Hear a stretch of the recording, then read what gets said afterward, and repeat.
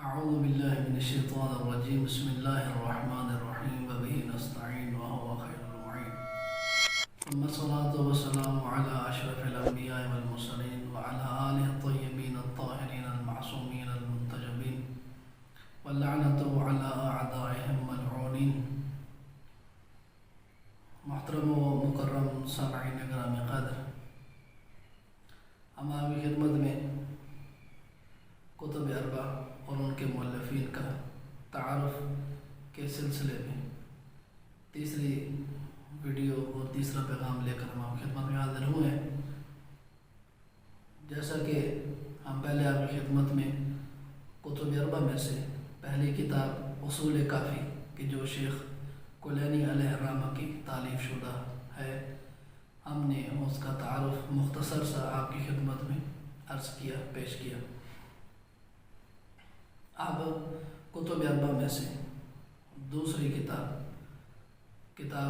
من لا یحضرہ الفقیہ کا تعارف اور ان کے مؤلف علیہ الرحمہ کا مختصر سا تعارف پیش کرنے کے لیے ہم آپ کی خدمت میں حاضر ہوئے ہیں۔ کتاب من لا یحضرہ الفقیہ کہ جو تالیف کی شیخ صدوق علیہ الرحمہ کہ جن کا نام شیخ جلیل محمد بن علی بن حسین بابویہ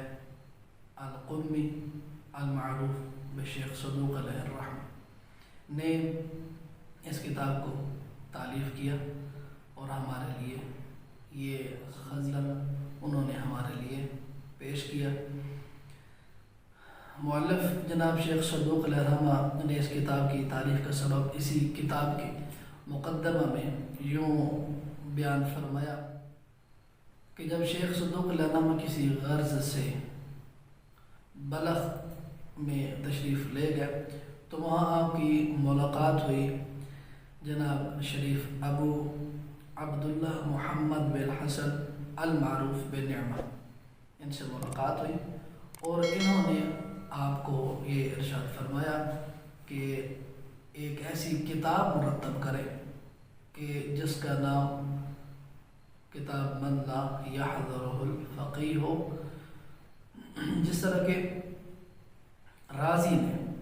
جس طرح کہ محمد بن زکریا رازی نے کتاب لکھی طب کے موضوع پر اور اس کا نام یہی رکھا کتاب من لا یحضرہ الطبیب کہ جب طبیب موجود نہ ہو تو اس کتاب کے ذریعے انسان اپنی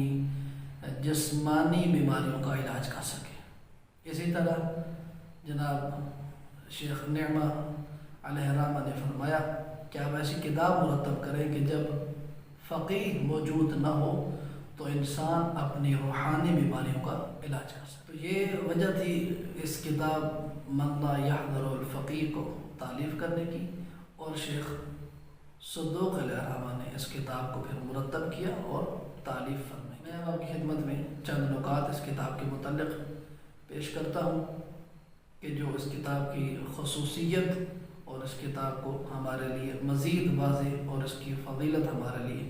ثابت ہو جائے گی۔ سب سے پہلی بات تو میں آپ کی نظر کرتا چلوں کہ اس کتاب کا نام، جیسا کہ خود شیخ جو اپنے اس مقدمے، اس کتاب کے مقدمے میں جو واقعہ نقل کرتے ہیں اسی میں ہی کتاب کا لکھنے کا اور تالیف کرنے کا جو سبب بیان کیا ہے اسی میں یہ وضاحت کر دی کہ اس کتاب کا نام کیا ہے۔ اس کتاب کا نام فقط من لا یحضرہ الفقیہ نہیں بلکہ اس کے ساتھ کتاب، لفظ کتاب ساتھ ملا ہوا ہے کہ کتاب من لا یحضرہ الفقیہ اس کتاب کا اصل اور پورا نام ہے۔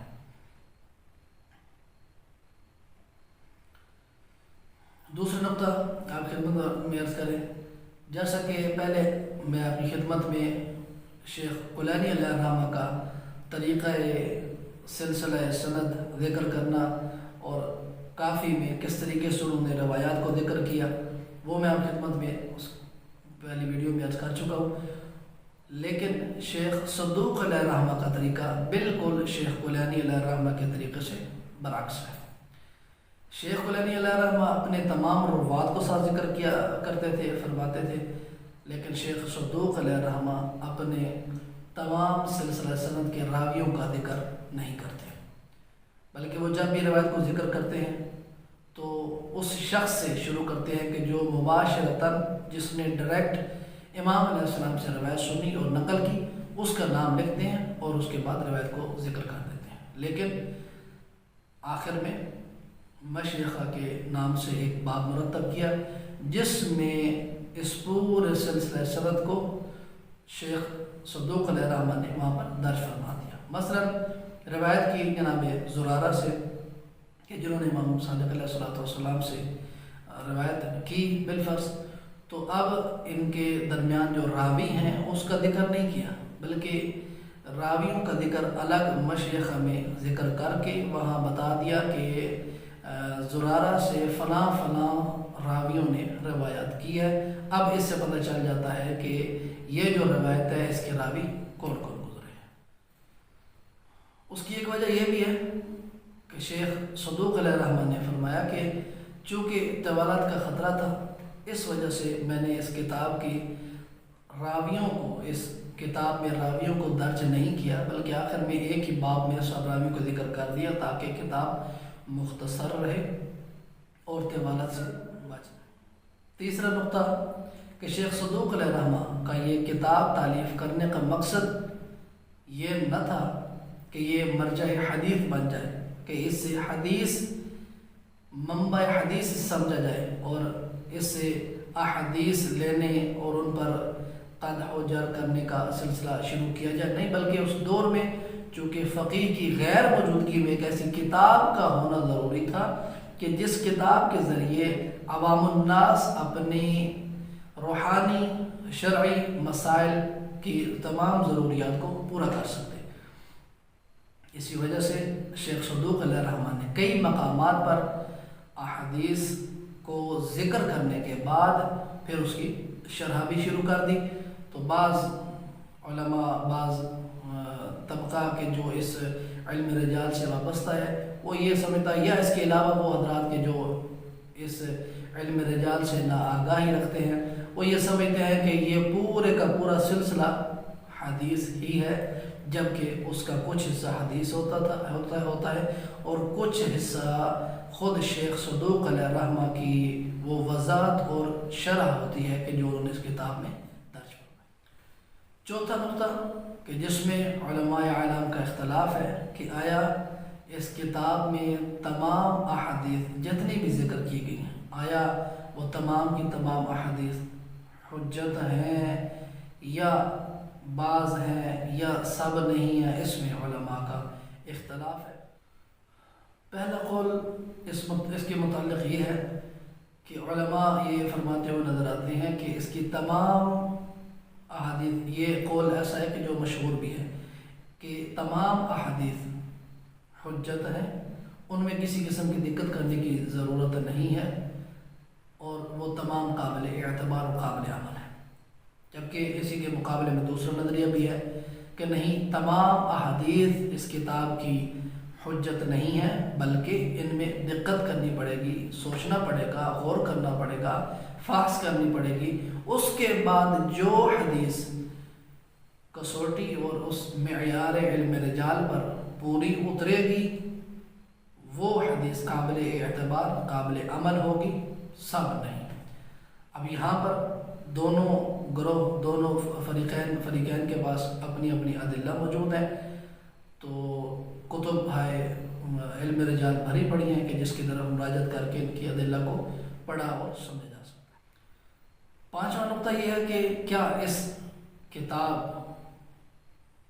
من لا یحضر الفقیہ کی تمام مراسیل بھی حجت ہیں یا نہیں، بلکہ مراسیل کے علاوہ جو احادیث ہیں وہ حجت ہیں۔ مراسیل ان حدیث کو کہا جاتا ہے کہ جس میں ایک یا ایک سے زیادہ راوی منقطع ہوں، راوی موجود نہ ہوں، اس حدیث کو حدیث مرسل کہا جاتا ہے۔ تو اس کتاب کی تقریباً کل احادیث 5963 ہیں کہ جن میں سے 2050 تقریباً احادیث ایسی ہیں کہ جو مرسلہ ہیں. تو اب اگر اتنی کثیر تعداد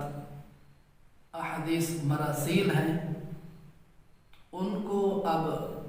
چھوڑا بھی نہیں جا سکتا چونکہ کثیر تعداد میں ہیں، تو اب ان کو لیا بھی جائے تو یقیناً کسی نہ کسی دلیل کی ضرورت ہے، دلیل کی محتاج ہے. تو اس وجہ سے علماء کے اس میں اختلاف پایا گیا کہ بعض کہتے ہیں کہ مراسیل حجت ہے، بعض کہتے ہیں کہ مراسیل حجت نہیں ہے. جبکہ یہاں پر ایک تیسرا قول بھی ہے کہ جو فرماتا ہے کہ اگر علماء کرام فرماتے ہیں حدیث ملے کہ جس میں اس طرح روایت کی گئی ہو کہ قال الصادق تو یہ مراسیل حجت ہیں، اور اگر یہ کہا گیا ہو، یہ لکھا گیا ہو کہ روی عن الصادق تو یہ کتاب یہ حدیث جو ہے وہ حجت نہیں ہوگی. لہذا اب یہاں پر بھی تینوں اقوال پر ادلہ موجود ہیں کہ کتاب کی طرف مراجعت کی جا سکتا ہے. طوالت کی وجہ سے میں آپ کی خدمت میں نہیں عرض کر سکتا. تو ان کتب کے جو کتب علم رجال کے متعلق ہیں، جو اس علم کے متعلق ہے، ان میں تمام ادلہ موجود ہیں کہ جن کو پڑھ کر انسان دیکھ سکتا ہے کہ کون سا قول برحق اور صحیح ہے. یہ تھا تعارف مختصر سا کتاب من لا یحضر الفقیہ کا. اب ان کے مؤلف علیہ الرحمہ جناب شیخ الجلیل صدوق علیہ الرحمہ کے متعلق آپ کی خدمت میں مختصراً ان کی سوانح حیات عرض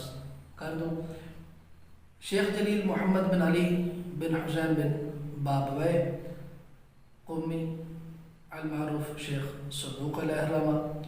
امام العصر والزمان عجل اللہ تعالی فرج الشریف کی دعا سے پیدا ہوئے تھے. واقعہ کچھ یوں ہے کہ شیخ نجاشی علیہ الرحمہ اپنی کتاب رجال میں اس طرح ذکر فرماتے ہیں کہ شیخ صدوق علیہ الرحمہ کے والد محترم جب عراق تشریف لے گئے تو آپ کی ملاقات سفیر ثالث جناب شیخ ابو القاسم حسن بن روح رضوان اللہ تعالی سے ہوئی. تو آپ نے ایک خط دیا کہ جو صاحب الامر کی خدمت میں پیش کرنا تھا. سلام و دعا کے بعد یہ التماس کی گئی کہ میرے لیے دعا کرے کہ خداوند متعال آپ کی دعا سے، آپ کے وسیلے سے مجھے اولاد اور بیٹے عطا فرمائے. کچھ ٹائم کے بعد وہ خط واپس جناب شیخ صدوق علیہ الرحمہ کے والد محترم کو دیا گیا کہ جس میں یہ لکھا ہوا تھا کہ ہم نے دعا کی ہے، خداوند متعال آپ کو 2 جلیل القدر بیٹے عطا فرمائے گا. پھر شیخ صدوق علیہ الرحمہ اور ان کے بھائی اس دنیا میں تشریف لائے، اور یہ واقعہ خود شیخ صدوق علیہ الرحمہ نے اپنی کتاب اکمال الدین والنعمہ میں نقل فرمایا ہے، اور بڑے خوش ہوتے تھے اور فخر کیا کرتے تھے کہ میں امام زمانہ روحنا فدا کی دعا سے اس دنیا میں آیا. آپ کی کنیت جعفر تھی. تاریخ ولادت تقریباً 305 ہجری میں اور شہر رے میں آپ کی ولادت ہوئی. محمد بن علی بن حسن بن موسیٰ بن بابوے قمی کے جو شیخ صدوق علیہ الرحمہ سے معروف ہے، 4 صدی ہجری کے معروف شیعہ علماء و اکابرین میں سے، اور تقریباً 300 سے زائد آپ کے علمی آثار ہیں کہ جو اب ہمارے اختیار میں نہیں ہے. البتہ چند کتب کے جو مارکیٹ میں بھی اویلیبل ہیں اور کتب لائبریریز میں موجود ہیں، کتب خانوں میں موجود ہیں کہ جو آپ کی سکرین پر ان کے اسماء آ رہے ہوں گے. ان کے مشہور ترین شاگرد شیخ مرتضی علم الہدیٰ اور شیخ مفید علیہ الرحمہ جیسے شاگردان تھے. ان کے علاوہ بھی ان کے شاگردان کی بہت طویل اور لمبی لسٹ ہے کہ جو کتب نسب میں دیکھی جا سکتی ہے کہ، اور اس کے علاوہ شیخ صدوق ایران کے تاریخی شہر رے کے جو تہران کا جڑواں شہر ہے اس میں دفن ہے. شیخ صدوق علیہ الرحمہ سنہ 381 ہجری میں اس دنیا سے تشریف لے گئے، دنیا سے کوچ کیا، الوداع کیا اس دنیا کو۔ اس وقت تقریباً آپ کی عمر 70 سال کے لگ بھگ تھی، اور آپ کا دفن بھی اسی شہر میں کیا گیا۔ آپ کی قبر مبارک آج شہر رے میں موجود ہے، کہ جو رے کے ہی قبرستان میں موجود ہے، شاہ عبدالعزیز الحسنی کی قبر مبارک۔ ایک بڑا خوبصورت اور ایمان افروز واقعہ کہ تقریباً 1238 ہجری شمسی میں ایک سیلاب آیا، کہ جس سیلاب کی وجہ سے جناب شیخ صدوق علیہ الرحمہ کی قبر میں شگاف پڑ گیا، اور شگاف اتنا گہرا تھا کہ ان کا جسم مبارک نظر آ رہا تھا۔ تو لوگوں نے دیکھا کہ ان کا جسم اور ان کا کفن ایسا صاف تھا کہ جیسے چند لمحے ان کو پہلے یہاں پر دفن کیا گیا ہو۔ تو یہ ان کی عظمت کے لیے بھی، عظمت کی بھی ایک دلیل ہے کہ ایسے لوگوں کو کہ جو اللہ کے نیک بندے ہوتے ہیں، کہ جنہوں نے اللہ کی مخلوق کے لیے کام کیے ہوتے ہیں، ان کے جسم تو دور، ان کے جسموں کے اوپر کفن کو بھی مٹی ہاتھ نہیں لگاتی، مٹی کھاتی نہیں ہے، بلکہ وہ یوں ہی رہتے ہیں کہ جیسے ان کو آج دفن کیا ہو۔ یہ اللہ تبارک و تعالیٰ کی طرف سے نشانیاں ہیں ہم لوگوں کے لیے، کہ ہم اللہ کے لیے خاص ہو جائیں